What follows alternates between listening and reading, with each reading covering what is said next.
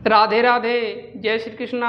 मैं Dharampal Yadav DP sir academy से आज मैं आप लोगों को शिक्षक भर्ती परीक्षा के लिए गणित अंकीय क्षमता टॉपिक के बारे में बताऊंगा। इससे पहले यदि आप हमारे चैनल पर नए हैं तो हमारे चैनल को आप लोग सब्सक्राइब कीजिए और वीडियो अच्छा लगे तो लाइक और शेयर ज़रूर करें। प्राकृतिक संख्या के बारे में हम जानते हैं। प्राकृतिक संख्या एक तथा उससे आगे की संख्या अर्थात 1, 2, 3, 4, 5 एंड सो ऑन आगे ऐसे चलता रहेगा, जो कि गिनती के लिए प्रयोग की जाती है, उसे प्राकृतिक संख्या कहते हैं। मतलब जो वस्तुओं को हम गिनते हैं वही हमारी प्राकृतिक संख्या है। इसके कुछ फैक्ट हैं, ठीक है। कोई भी प्राकृतिक संख्या सबसे बड़ी नहीं होती है, ठीक है। जैसे कोई कहे सबसे बड़ा अंक कौन है, ये अनिश्चित है, सबसे बड़ा अंक नहीं ज्ञात है, ठीक है। और दूसरा है एक सबसे छोटी प्राकृतिक संख्या है, ठीक है। ये फैक्ट है दोनों हमारे प्राकृतिक संख्या के, ठीक है। पूर्ण संख्या प्राकृतिक संख्या में 0 शामिल कर लेने से बनी संख्याएं अर्थात 0, 1, 2, 3, 4 आदि पूर्ण संख्याएं कहलाती हैं। फैक्ट है इनके, कुछ देख लिया जाए। सभी प्राकृतिक संख्या पूर्ण संख्या होती है। जैसे प्राकृतिक संख्या 1 से प्रारंभ होता है, ठीक है। हमने लिख दिया 1, 2, 3, 4 एंड सो ऑन। यदि इसमें 0 को शामिल कर लिया जाए तो प्राकृतिक हो गया, तो सभी प्राकृतिक भी पूर्ण संख्याएं हो गई, ठीक। 0 सबसे छोटी पूर्ण संख्या है। तीसरा है 0 एक पूर्ण संख्या है, ना कि 0 एक प्राकृतिक संख्या। 0 प्राकृतिक संख्या में शामिल है, ठीक है। 0 हमारा प्राकृतिक संख्या नहीं है। वेरी इंपॉर्टेंट पॉइंट्स में पहला है हमारा सबसे बड़ी प्राकृतिक संख्या तथा सबसे बड़ी पूर्ण संख्या अनिश्चित होती है। कहने का मतलब प्राकृतिक संख्या और पूर्ण संख्या कोई भी सबसे बड़ी संख्या नहीं होती है, सबसे छोटी संख्या होती है। एक सबसे छोटी प्राकृतिक संख्या है, 0 सबसे छोटी पूर्ण संख्या है, लेकिन कोई भी सबसे बड़ी संख्या नहीं होती है। दूसरा, पूर्ण संख्याओं की उत्तरवर्ती संख्या। उत्तरवर्ती का मतलब अनुवर्ती संख्या, ठीक है। अनुवर्ती संख्या पूर्ण संख्याओं से एक अधिक होती है। जैसे कोई भी नंबर है, हम लिख देते हैं 3 एक पूर्ण संख्या। अनुवर्ती मतलब दी गई संख्या में 1 जोड़ा जाता है, 3 में 1 हम जोड़ देंगे, 4 हो गया, ये 3 का अनुवर्ती हो गया, ठीक है। इसका मतलब जो लिखा गया है पूर्ण संख्याओं की उत्तरवर्ती संख्या पूर्ण संख्याओं से एक अधिक होती है। यहाँ जो है 3 से 1 अधिक है 4, ठीक है। तीसरा पॉइंट है पूर्ण संख्याओं की पूर्ववर्ती संख्या। पूर्ववर्ती मतलब दी गई संख्या में से एक कम, पूर्ण संख्याओं से एक कम होती है। जैसे इसी प्रकार देख लिया जाए, 3 है हमारा, ठीक है। 3 की पूर्ववर्ती निकालना है, 3 में से 1 घटा देंगे, 2 हो जाएगा। ये पूर्ण संख्या जो है उत्तरवर्ती संख्या ए है हमारा, ये पूर्ण संख्या से एक कम है, ठीक है। चौथा हमारा है सभी पूर्ण संख्याएं संख्या रेखा के किसी बिंदु पर मिल सकती हैं। जैसे एक संख्या रेखा खींच लिया जाए, ठीक है। एक संख्या खींच लिया जाए, 0 है, 1 है, 2 है, 3 है एंड सो ऑन। इनको मतलब सभी जो पूर्ण संख्याएं हैं और सभी पूर्ण संख्याओं में प्राकृतिक संख्या भी सम्मिलित हैं, वो सब संख्या रेखा पर हम निरूपित कर सकते हैं। अब जो है हम पूर्णांक के बारे में जान लेते हैं। पूर्णांक को अंग्रेजी में इंटीजर कहते हैं, ठीक है। ये पूर्णांक का परिभाषा है जब पूर्णांक संख्याओं को धनात्मक तथा ऋणात्मक चिन्हों के साथ प्रदर्शित किया जाता है तो यह संख्या पूर्णांक कहलाती है। जैसे and so on -3, -2 -1 0 1 2 3 and so on. मतलब इसमें सभी संख्याएं जितने भी ऋणात्मक, धनात्मक और जीरो हैं सब हमारे पूर्णांक होते हैं। ठीक है, इसके भी कुछ फैक्ट हैं। सबसे पहला फैक्ट है पूर्णांक जीरो के अतिरिक्त धनात्मक तथा ऋणात्मक कुछ भी हो सकता है। ठीक है, जीरो के अलावा जितने भी नंबर हैं वो धनात्मक और ऋणात्मक दोनों भी हो सकते हैं। ठीक है, जीरो ना ही धन पूर्णांक है और ना ही ऋण पूर्णांक है। तीसरा फैक्ट है हमारा प्रत्येक पूर्णांक का उत्तरवर्ती तथा पूर्ववर्ती होता है। जैसे मान लीजिए हमको उत्तरवर्ती या अनुवर्ती निकालना है 5 का, तो 5 में 1 जोड़ देंगे 6, ये एक पूर्णांक है। ठीक है, यदि हमको -5 का अनुवर्ती निकालना है तो 1 जोड़ देंगे तो -4 हो जाएगा हमारा। मतलब हमारा जो है उत्तरवर्ती या पूर्ववर्ती संख्या प्रत्येक पूर्णांक का निकाल सकते हैं। चौथा हमारा है पूर्णांकों का चिन्ह समान होने पर उनके शुद्ध मान को जोड़ा जाता है। कहने का मतलब चिन्ह समान होने पर, अब मान लीजिए 5 धन 4 है, दोनों धन है, जोड़ देंगे 9 हो जाएगा। और मान लीजिए माइनस का हो -3 -2 तो -5 हो गया। ठीक है, मतलब चिन्ह समान होने पर उनको जोड़ा जाता है। और अगला फैक्ट 5वां हमारा है पूर्णांकों के चिन्ह असमान होने पर उनमें बड़े शुद्ध मान में से छोटे शुद्ध मान को घटाया जाता है। जैसे मान लीजिए 5 है, प्लस है, -4 है, ये दोनों असमान चिन्ह हैं तो छोटे वाले चिन्ह में से बड़े वाले को घटाया जाता है। यहाँ 1 आ गया। ठीक है, इसी प्रकार 6वां हमारा है पूर्णांकों का संख्यात्मक मान इसके शुद्ध मान तथा उसके चिन्ह पर निर्भर करता है। जैसे मान लीजिए 8 है और ये -8 है, ये संख्यात्मक मान उनके चिन्हों पर निर्भर करता है कि ये प्लस का 8 है और ये माइनस का 8 है। ठीक है, अगला नंबर है 7वां नंबर असमान चिन्हों के 2 पूर्णांकों का गुणा एक ऋण पूर्णांक होता है। जैसे तो कोई 2 पूर्णांक ले लें और दोनों का चिन्ह क्या हो, अलग अलग हो। जैसे 5 ले लें और -7 ले लें, ये 35 हो जाएगा। 5 7 35, माइनस है तो माइनस हो जाएगा।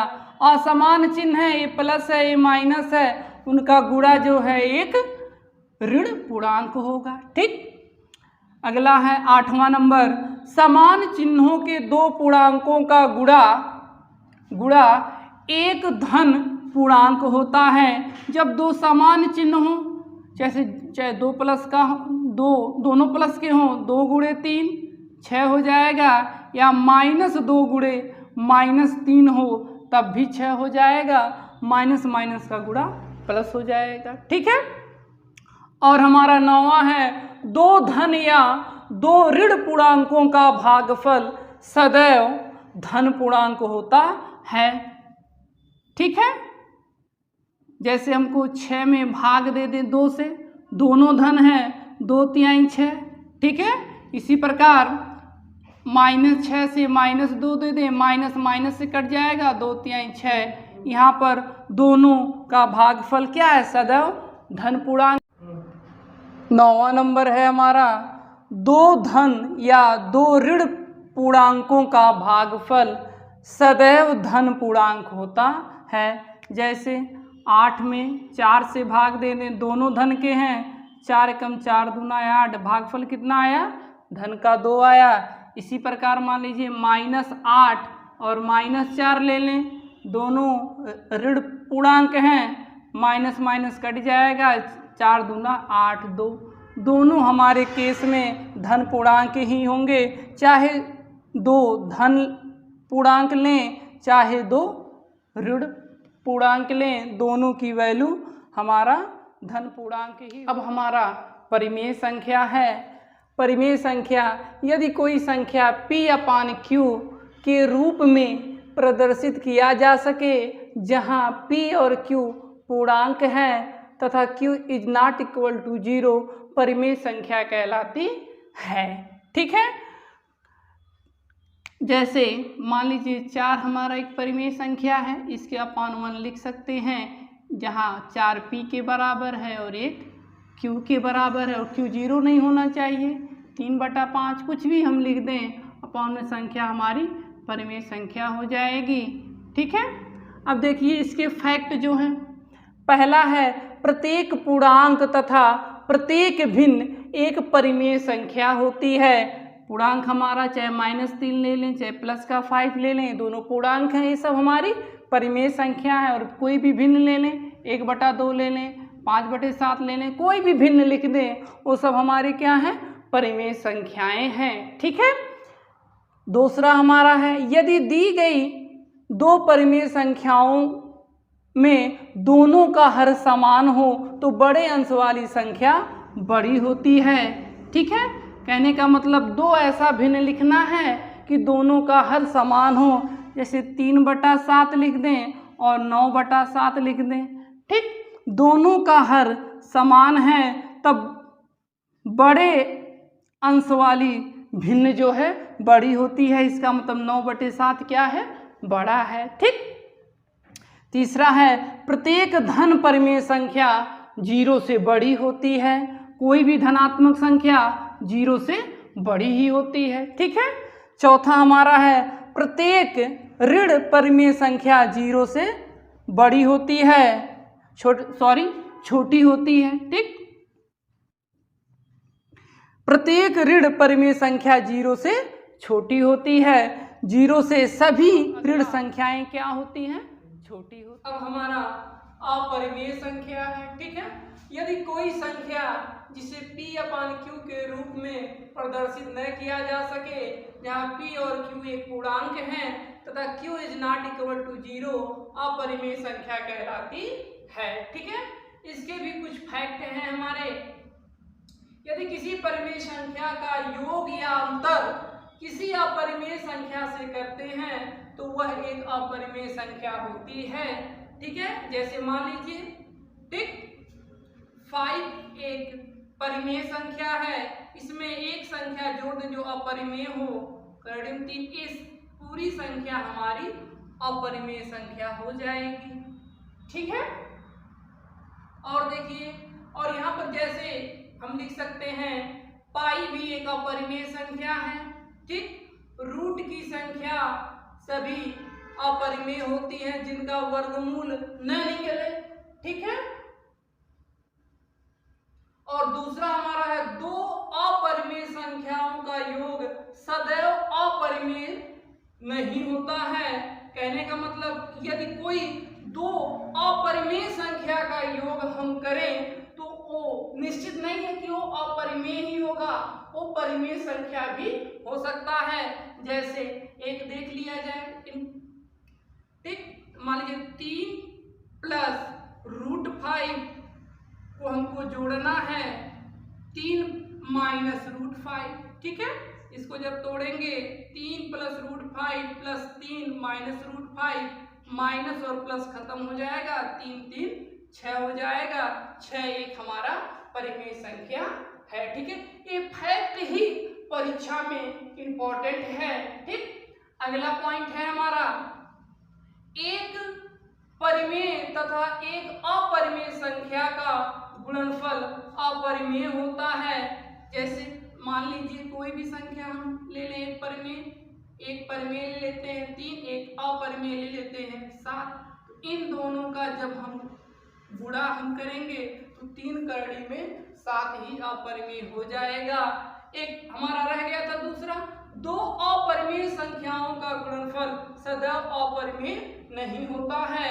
जैसे एक अपरिमेय संख्या करड़ी 3, फिर कोई हम ले लें, मान लीजिए करड़ी 3 में ही ले लेते हैं तो करड़ी करड़ी भग जाएगा, 3 बचेगा, 3 एक अपरिमेय संख्या है। इसी प्रकार करड़ी में 5 गुणे करड़ी में 7 ले लें, 7 × 35 कड़ी में ही रह जाएगा। तो ये निश्चित नहीं है कि दो अपरिमेय संख्याओं का गुणनफल अपरिमेय ही हो, वो परिमेय संख्या भी हो सकता है। अब हमारा वास्तविक संख्याएं हैं। परिमेय तथा अपरिमेय संख्याओं के समूह को वास्तविक संख्याएं कहते हैं। मतलब परिमेय संख्या भी रहे और अपरिमेय संख्याएं रहे, दोनों के समूह को हम वास्तविक संख्याएं कहते हैं। अतः इनका फैक्ट है, प्रत्येक प्राकृतिक संख्या हो या पूर्ण संख्या हो या पूर्णांक हो या परिमेय अपरिमेय संख्याएं, सभी संख्याएं जो हैं वास्तविक संख्याएं होती हैं। अर्थात ये कह सकते हैं कोई भी संख्या हो सब वास्तविक संख्याएं होती हैं। ठीक है। अब आइए सम संख्या जाना जाए। वे संख्याएं जो 2 से पूर्णतः विभाजित हो जाएं या कट जाएं उन्हें सम संख्या कहते हैं। ठीक, जैसे 2, 4, 8 एंड सो ऑन, इसी क्रम में अब आते हैं विषम संख्या पर। वे संख्याएं जो 2 से पूर्णतः विभाजित नहीं होती हैं विषम संख्याएं कहलाती हैं। जैसे 1, 3, 5, 7, 9, 11, 13 एंड सो ऑन, ऐसे अनंत तक। ठीक।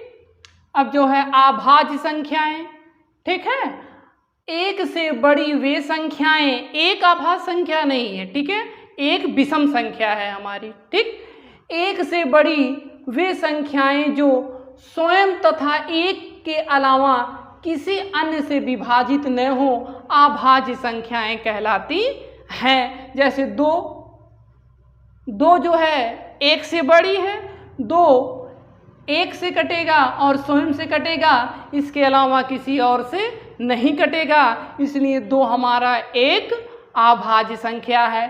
3 ही भी है, 5 है, 7 है, 9 नहीं है। 9 एक से कटेगा, 9 एक से कटेगा, 9 से भी कटेगा, लेकिन 3 से भी कट जाएगा। ठीक है, इसलिए 9 अभाज्य संख्या नहीं है।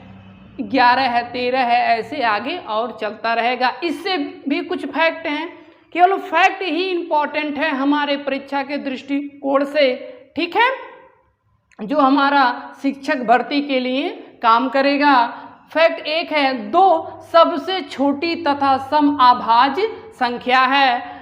लगभग हर प्रतियोगी परीक्षाओं में पूछा गया ये प्रश्न है कि सबसे छोटी और सम अभाज्य संख्या कौन सी है, तो 2 है सबसे छोटी और सम अभाज्य संख्या, और 1 से 100 तक के बीच में कुल 25 अभाज्य संख्याएं होती हैं। ठीक है। अब जो है हमारा भाज्य संख्या। भाज्य संख्याएं एक से बड़ी वे संख्याएं जो स्वयं तथा एक के अलावा या अतिरिक्त कम से कम किसी एक और संख्या से विभाजित हो जाए भाज्य संख्या कहलाती है। जैसे हमारा 4 है, 1 से भी कटेगा, 4 से भी कटेगा, लेकिन 2 एक ऐसा है कि 4 कट जाएगा उससे, इसका मतलब 4 हमारा क्या है, एक भाज्य संख्या है। इसी प्रकार 6 है, 8 है, 9 है, 10, 12, 14, 15 एंड सो ऑन, ऐसे आता चला जाएगा। ठीक है।